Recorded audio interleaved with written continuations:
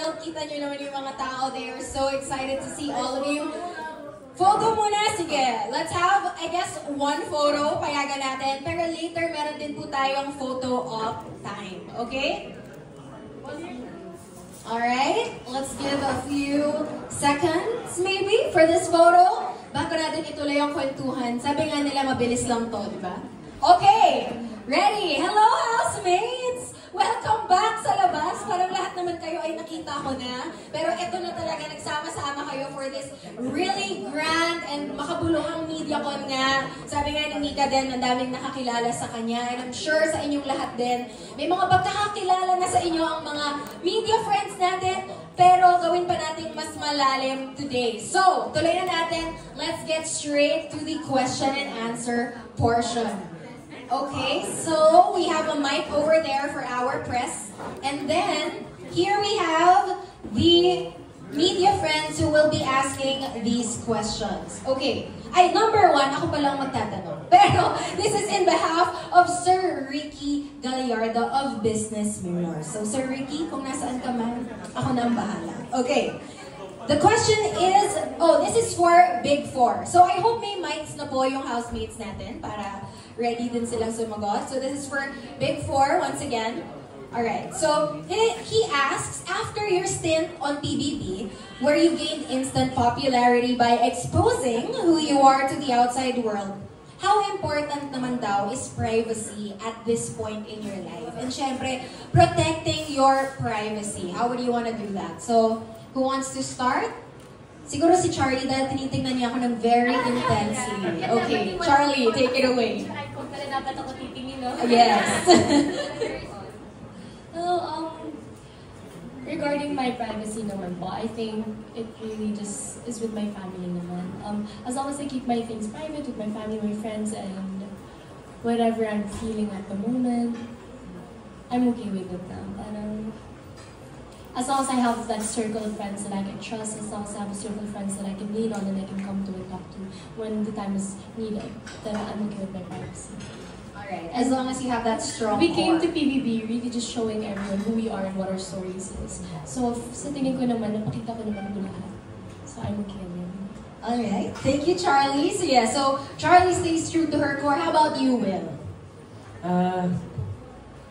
Ako naman po, same kay Charlie. Siyempre, pumasok kami sa loob ng bahay para ipakita, of course, kung sino talaga kami as a person na hindi nakikita ng mga tao sa labas nung kami nag-work lang siyempre for a teleserye, for a film, kasi ibang character yung pinoportray namin din eh. Pero kung pag-uusapan naman natin yung privacy, of course, privacy is really, really important for us kasi yun yung isang bagay na nakakakuha kami ng rest.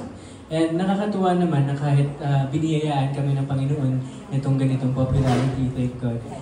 Nakakatuwa naman kasi mga fans talaga is very respectful. Na parang lahat talaga kami ay, ako personally wala naman akong na-experience na gano'n na parang ini-invade na yung privacy ko.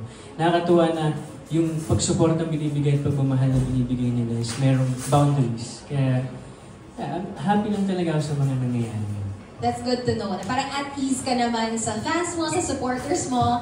Thank you, Will. So siguro, si AZ. What about you? Yeah, for me, actually same with Charlie and Will. Like inside the house, I expose so much about myself and yung family ko. And right now, same kami kay Will na wala akong naramdaman or na-experience na na-invade yung privacy ko. Sobrang at ease talaga ako with my fans. Sobrang respectful, sobrang supportive nila with everything that I do. Kaya sobrang happy ako na sila pa ngayon mismo. Nakikita ko na lang online na let's give her privacy, guys. Pero sobrang grateful ako for their support and that na sinasabi nila yun. Kaya I'm happy po. I'm happy. That's beautiful. That they're all happy. Okay, sige. Lastly, of course, our big winner, Mika. Ako naman po, actually even inside the house, meron naman po din kaming privacy na nire-reserve talaga sa sarili namin. Kasi I believe na hindi mo kailangan hubaran yung sarili mo to show who you really are. Dapat na may reservation ka din sa mga information about your family, your personal life. So I guess sa loob ng bahay, na-start na din naman po namin siyang gawin. And even, especially here outside. Kasi ito na po yung totoong buhay, so mas kailangan namin protektahan kung ano mga dapat namin protektahan sa loob. Tama. But I believe the house for you guys, bilang artista na kayo prior to coming in, was a good, I guess, training ground for you guys and for everyone in what to share, di ba? Okay, so that is again from Sir Ricky Gallardo. Now, let's move on. I'll be the one reading this question, pero this is in behalf of Miss G. Trilliana of Malaya, okay? This is for ex-housemates. So siguro, any one of the housemates na lang. Let's have, sino kaya? All of them ba?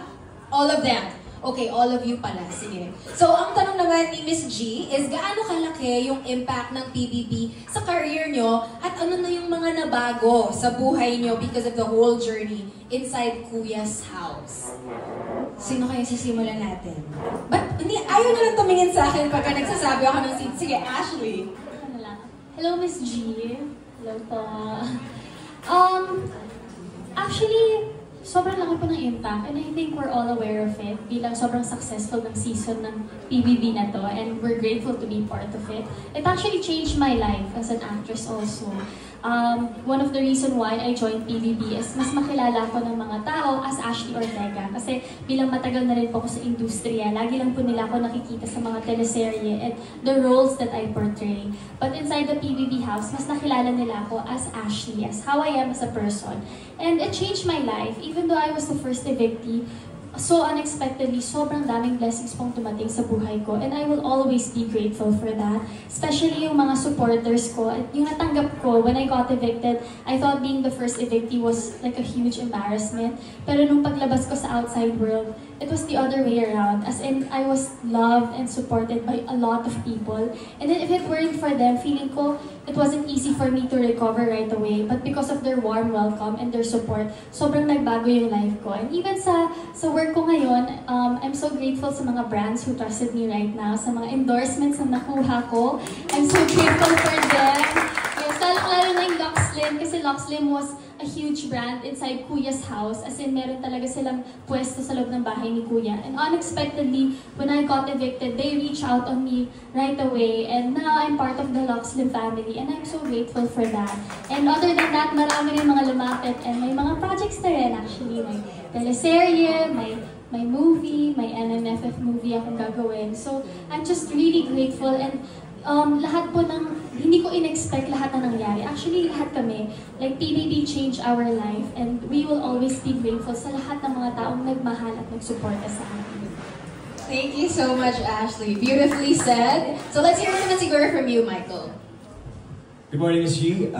That question really fascinates me because I was talking to my fellow housemates. Sabi ko nga, bago tayo pumasok sa bahay ni Kuya, ibang-iba yung buhay namin. Until compared to when we all went out, whether they were Big Four, they were evictees, talagang ang laki ng pagbago. And it's something that we truly cherish and we're grateful for kasi it was impactful. I mean, this PBB stint for us was not just a way to introduce ourselves to the world, but it was for us to know ourselves better. For me personally, bukod sa tulong sa career, tulong din sa sa sarili kong buhay. I mean, it taught me many life lessons, how to be a better person, a better housemate, and to be a better actor. Especially in this industry na marami tayong kailangan alagaan, yung mga taong sumusuporta sa atin, yung mga bosses, yung network, of course. And I think through this, you're right, it's a training ground that really impacted my life to navigate in this industry in a different way na. And I'm very thankful, of course, to Sparkle, to Miss Annette, Miss Joy Boswick, for giving me the opportunity to enter this house. It was truly unexpected for me. It was a full circle moment kasi nga, the reason why I started showbiz was all because of PBB. And the impossible became possible, the two networks collaborating to create history. And I'm being part of that. I'm so thankful for it. And of course, ABS for allowing us, mga kapuso, to enter their ground, to enter that house, that very special house. It was meaningful. And yung pagbabago talaga, after nakikita ko yung name ko, nagde-trend. Sabi ko, shocks, for the first time in my life, may Michael Sager sa X. Sabi ko, wow! So kinilig lang ako doon ng site. And of course, yung mga fans are very supportive. May mga signs sila, may mga sentra, tawag doon. And nagugulat na ako sa TikTok rin, ang dami ko nakakita mga edits. So, it's so sweet lang, and I feel like that's what I'm so thankful for, just seeing how people accepted, not just me, but all of us, in a way that they really enjoyed the season, they really supported us with thick and thin, and I'm so grateful for that. Kaya, to PBB, to GMA, and to EBS, maraming salamat. Wow, that was so beautiful. Tama nga, no?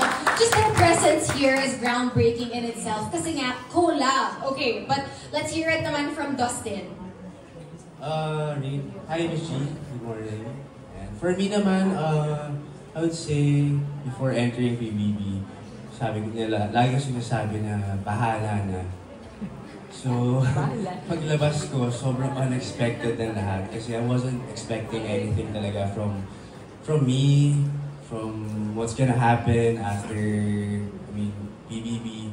But then, ngayon, napakaswerte ko kasi dami nagmamahal sa amin lahat.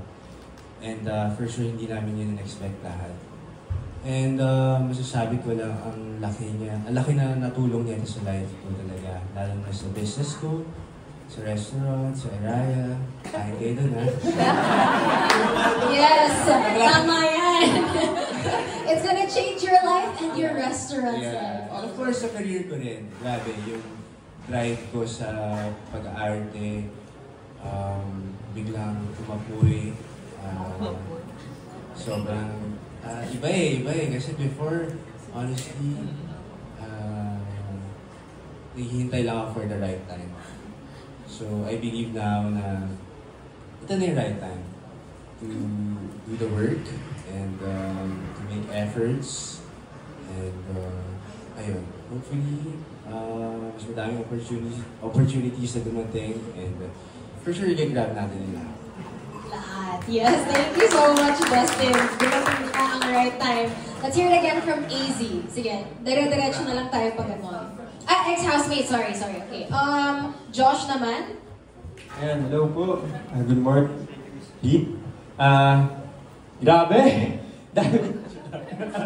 Dahil ko kayo.